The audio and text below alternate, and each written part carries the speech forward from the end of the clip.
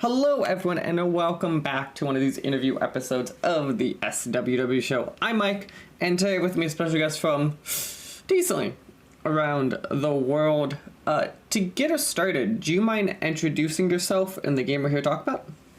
Yes, gladly. Hello, everyone.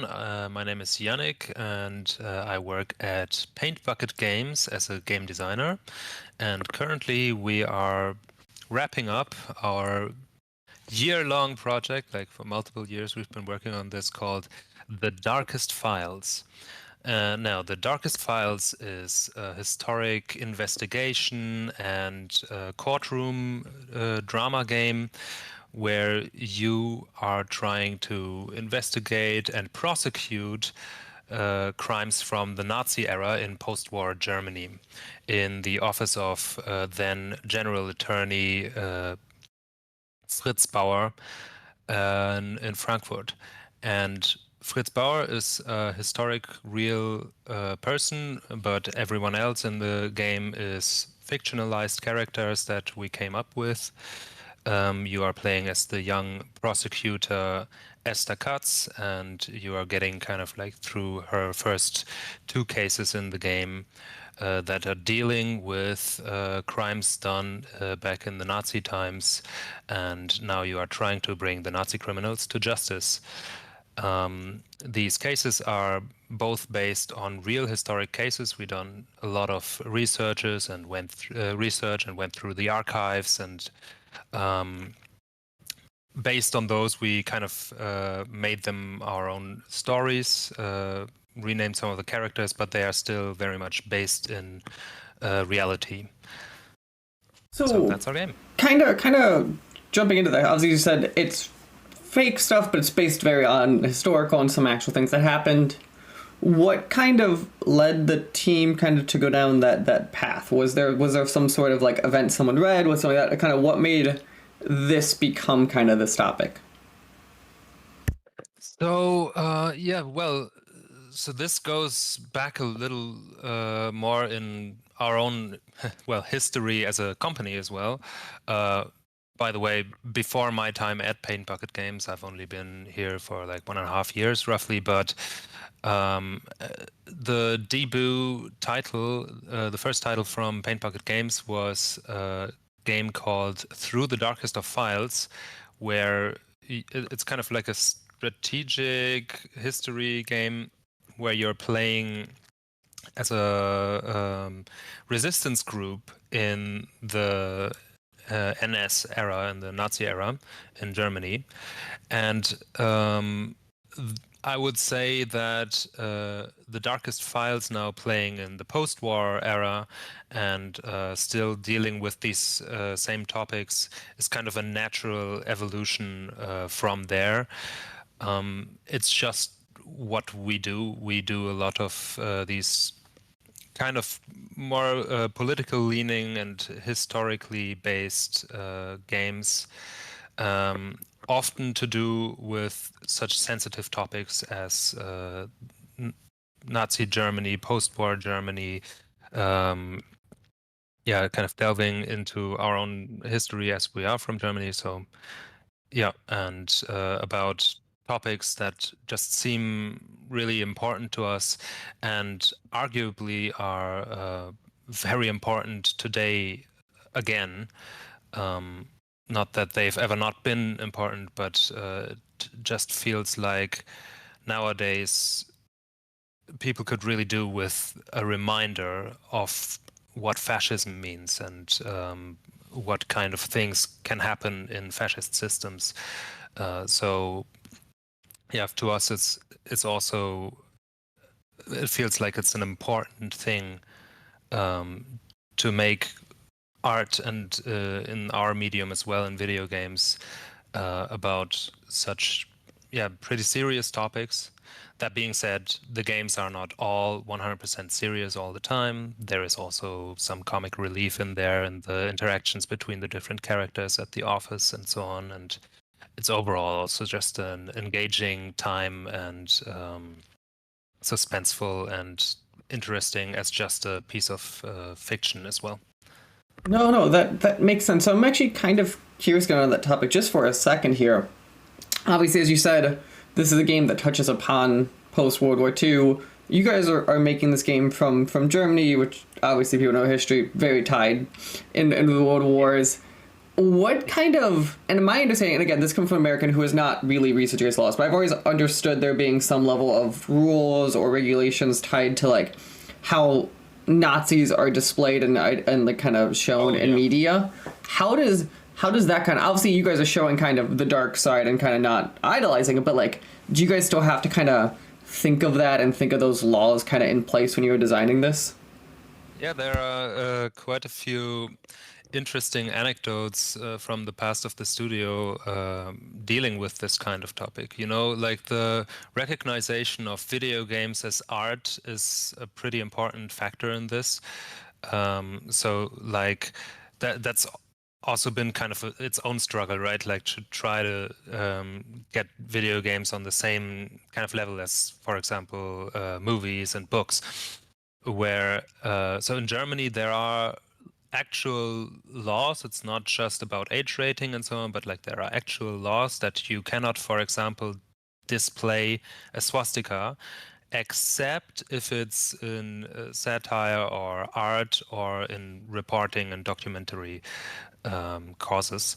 So this, of course, is like something that is very sensitive here, and we have shown very clearly also to politicians who have spoken out against us because they just thought, like, oh, they are playing around with Nazi symbolism and so on. It's like, oh, they're putting this in front of our children and like making them play things and so on, like, kind of a knee-jerk reaction.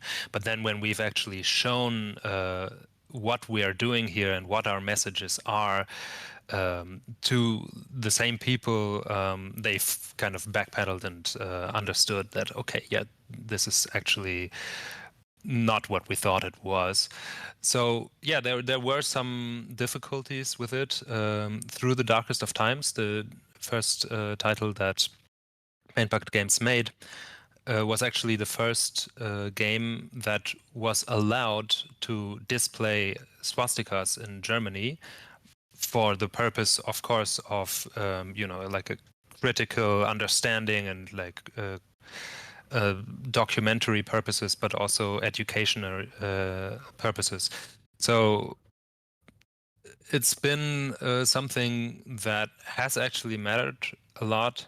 There's also other things like age ratings. One fun anecdote that our CEO often tells is that in Through the Darkest of Times, they had to remove all the cigarettes that like a lot of the characters were just smoking cigarettes because Oh, back then everyone was smoking. They had yeah. to remove all of that from the game to satisfy the publisher's needs for like a lower age rating. So that was something kind of like a little bit more on the sidelines, not as much about the Nazi symbolism that we are showing critically in the game. Now that we are, several years after that, and after having shown that yes, you can display it while also being critical of it, and show it for what it is without having to censor yourself. If you're not taking the topic just lightly and just showing it for like fun, playing around with it, it's a bit more relaxed in that sense. Like we're not afraid that we are going to get some kind of legal action threatened against us for this or banhammer. There are some showcases, of course, also again of swastikas in the game. There are some Nazis in the game that are wearing Nazi uniforms, and you see the symbolism on there. There's also a picture depicting Adolf Hitler in the game in an office of a Nazi, because in our game you have these kind of immersive modes, we call them. They are kind of flashbacks where you're going into the memories of the suspects and witnesses that you're interviewing. So you're walking through their memories and what they are telling you in a 3D scene. So you will see some of the iconography and some of the images from the times back then. And of course, that also does include showcases that are not allowed to just like, you can't just draw a swastika and hold that up in public here. Like, that's actually a criminal offense. But yeah, in the context of art, you can, and especially if you do it as like historic documentation or criticism, then you can. And besides that, the Darkest Files is fully self-published. So we also won't have any kind of issues with like a publisher trying to get down our age rating and having to remove something like cigarettes or something like that. So yeah, we're at this point just trying to show it as it was, be accurate to the historic time, and bring our message across, right? No, that And makes also, of course, make a fun game, like generally, like make an engaging game with it within the context of no, and that's just very interesting because obviously, like coming from the U.S., we don't have the same. I don't have to at least think of it from like the legal context to sell within kind of the Yeah, U.S. no, and stuff like you're that. I like obviously there might be a sales and all that context I think of, but I don't have to think of it from that point of view. But kind of jumping, kind of deep into the crux of it, right? So as we said, you're kind of a detective. You kind of go in front of and try to get these people kind of fully charged with their crimes. What kind of does that look like, right? So am I going into and I'm getting these files? Am I going in looking at scenes to collect evidence? Kind of what does that flow a bit more? Right. So the way that works in the Darkest Files is you're starting out in the office, like the office of Fritz Bauer, and you are getting in. Someone is coming into your office and says like, I have a new case. So like, I have a case that I want to bring to you. And so you get your client, you talk with them. That's kind of like the starting point.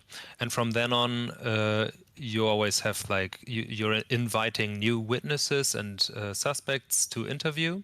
Then you interview them, you get into their memories, into these 3D scenes that I spoke of earlier. And in there, you can investigate little details. So there might be something like there's a bullet hole in the wall, and then I can aim at that, and that will lead to my character Esther asking a question towards the subject and asking like, okay, when did the shootings take place or something like that, and then they will elaborate on that, and that way you get more information from their point of view. But there's also these positions, like little circles on the ground that you walk into in there, and then through those you get little vignettes of scenes that the characters describe to you as they explain as they happened. This is unreliable information because people are suspects, memories get a little bit hazy and so on. Like usually these cases are wrapped up again after like 10 years or something like that. So the game's playing in 1956, and of course the war ended in 1945. So things are a bit ago, and you have to kind of puzzle together out of the various witnesses that you interview what you believe is actually the truth. But it's not just about belief, because here the other part comes in, that's the titular files. So you are, over the course of one case, you are getting more and more documents that through investigation in these memory scenes, you can unlock dialogues with your legal assistant, who can then dig up new documents based on what you found in the memories. And those documents, again, will give you more evidence and clues that you can put together to form your theories. And then there's a blueprint board, kind of like it's a blueprint of the building that the scenes play out in. And in this, you can reconstruct the crime as it happened, step by step. Like the crimes in like our cases are separated into 5 different steps, and then for each step you can say like, okay, who did what at which point and where were they, and then you have to back that up with piecing together little pieces of evidence from the different files that you found, or like your understanding of the story. And you take all of that to court, and then you have to prove your case in court with the evidence that you've gathered and the theories that you've crafted on this blueprint. So that's kind of how the game works overall. No, and that makes a lot of sense. So here's kind of the first question I'd have kind of in the system, kind of looking through it. How does the player know they have enough evidence kind of to go to court? Kind of, is there something guiding the player to be like, hey, you need roughly this amount? Are they looking for certain things? Or is it kind of very open and kind of you have to just kind of like you would intuitive on the field, kind of like, I think this is enough to kind of get what I need? Mm-hmm. So there is a systemic side to it, but the game is also, you can do some things out of sequence, like you can invite the witnesses in any order you like often, but the game is fairly linear in the sense that you can invite the different witnesses, and only when you've invited all of them and had all the interviews, you have the option to go to court. So you can't just go at any moment. And this is an interesting game design change that we've made recently. So it used to be the case that you were having your files and in your folder, right? And you were looking through the case file and seeing like, okay, all the documents, and there you had the 5 steps that you had to prove. And then so like the way the game works, at least if you're in investigator mode, it's a little bit different like in the story mode, but like in an investigator mode, you have to piece together your proof from 3 different points for each of the 5 steps that the case is separated into, right? So you have the question, right? So for example, who gave the execution order? So we're talking about a crime in the first case where someone was unlawfully executed, so brought to death by the Nazis. And then the question is like, okay, who gave the execution order? And then you have to figure out, all right, it was this character because he said so himself in an interview, and 2 witnesses agreed on this, and there's also evidence by like a signed letter or something like that. So you get 3 points together, and it's not always going to be that it's like only one combination that works. So we have like multiple different alternatives that the game kind of accepts as correct. And it used to be the way that Esther just kind of magically knew if it's correct. So Esther was either telling you like, oh no, this doesn't make sense, or Esther was saying, yeah, I think I've got it now.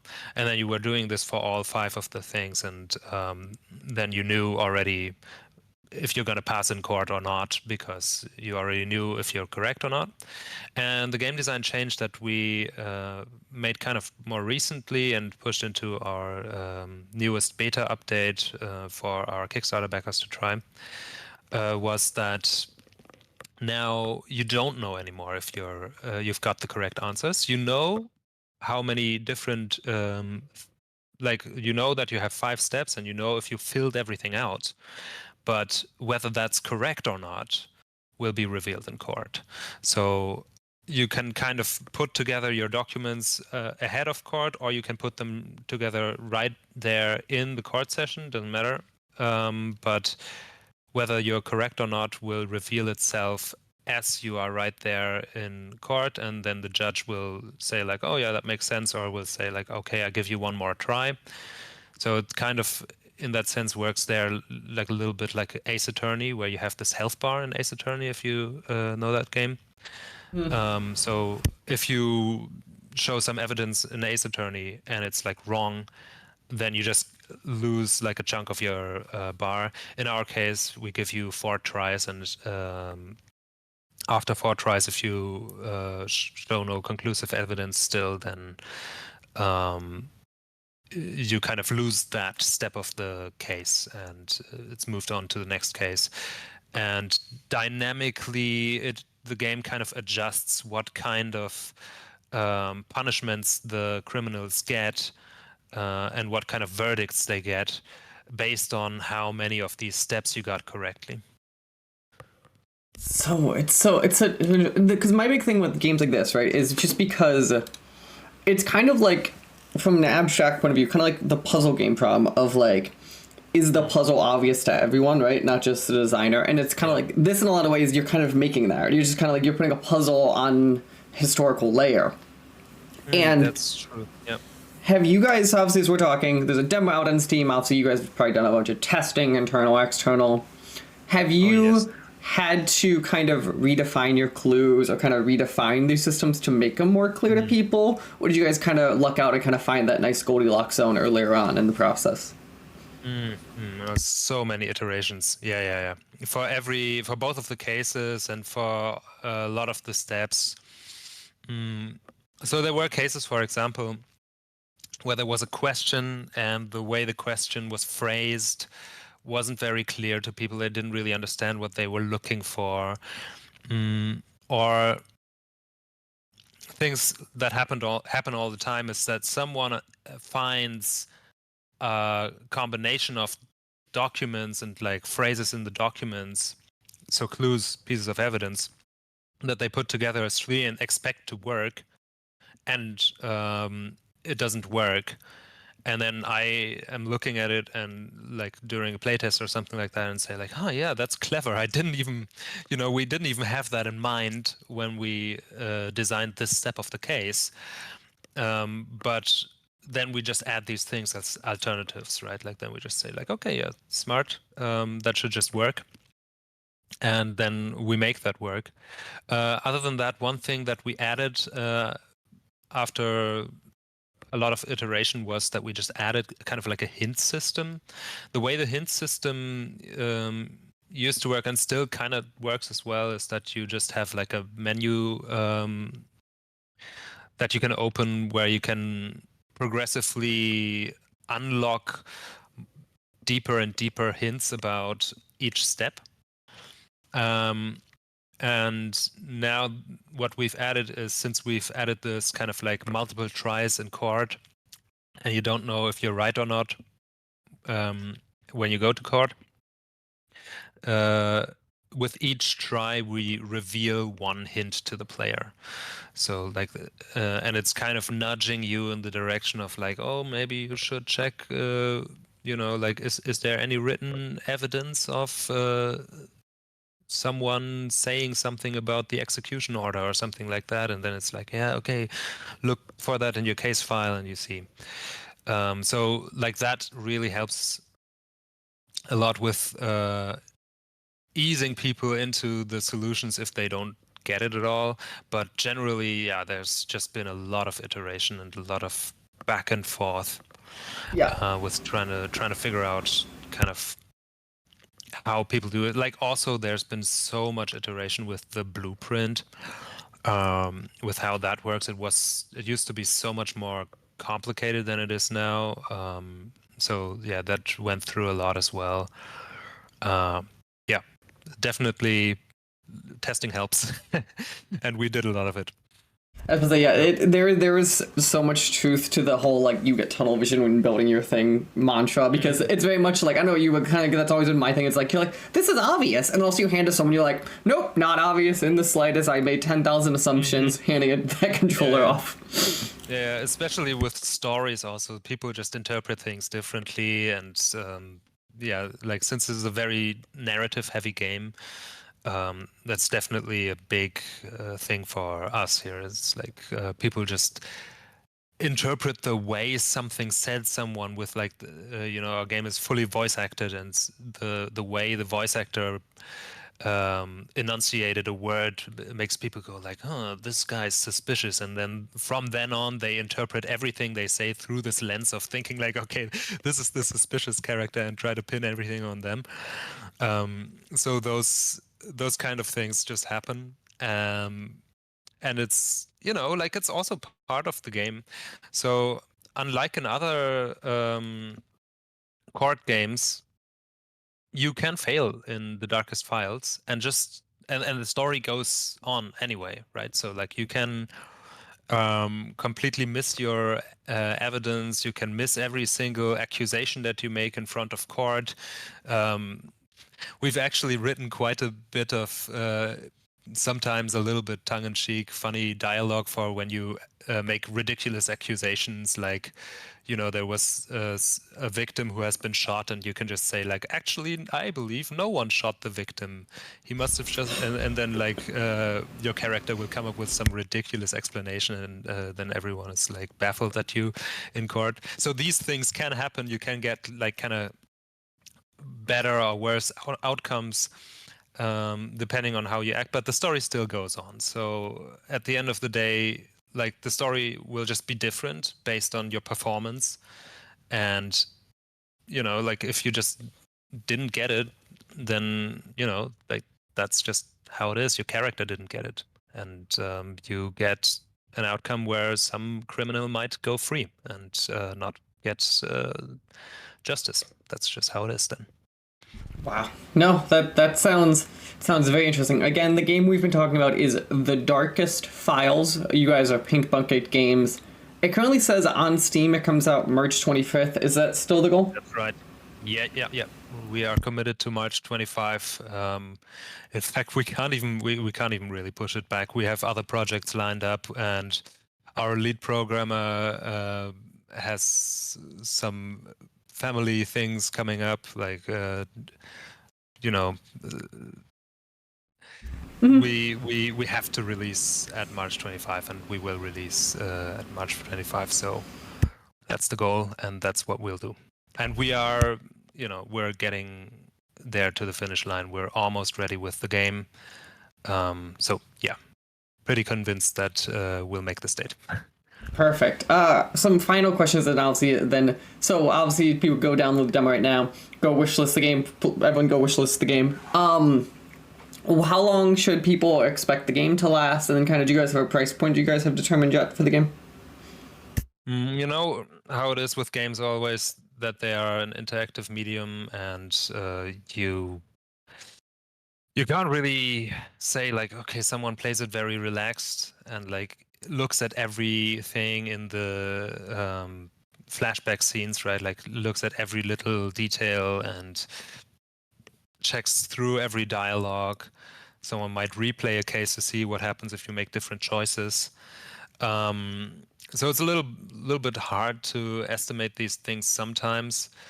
But I've had play tests that were lasting as long as 6 to 8 hours per case, but that's maybe kind of more on the longer end. And in playtests, you also look at some different things. But I've also had some where it was kind of more like 3-ish hours per case. So that would then end up with a more compact playtime of maybe, like 6-7 hours for a whole playthrough, all the way up to like if you play the game a lot and you want to unlock all the little pieces of evidence and like see all the secret dialogues and the little extras that we put into the game, then you might end up with like a time between like 10 and 15 hours or something like this, roughly speaking. Price point, I'm sorry, I can't say. I'm not allowed to reveal. No, all good there. But yeah, I completely appreciate you taking time to talk to me today. Again, the game is The Darkest Files. Again, you get to go kind of see if you can yourself find the clues, interrogate these witnesses, and make these people who committed heinous crimes go take their punishment. Again, you're here as part of Paint Bucket Games. I know you guys' website is paintbucket.de. Is there anywhere else we should be sending people if they want to go check out you guys' work, either current or upcoming? Yeah, sure. If you want to follow what we're posting, we're pretty active on Blue Sky, so you can check out also paintbucket.de is our handle there on Blue Sky. And of course, just follow us on Steam, The Darkest Files, coming out March 25th. And we have a demo on there, so you can try it out right now, actually, and make up your mind whether you like it. Perfect. Well, again, thank you for talking to me today, and best of luck as you guys are running towards this finish line on the game. Thank you very much for the nice conversation. Thanks.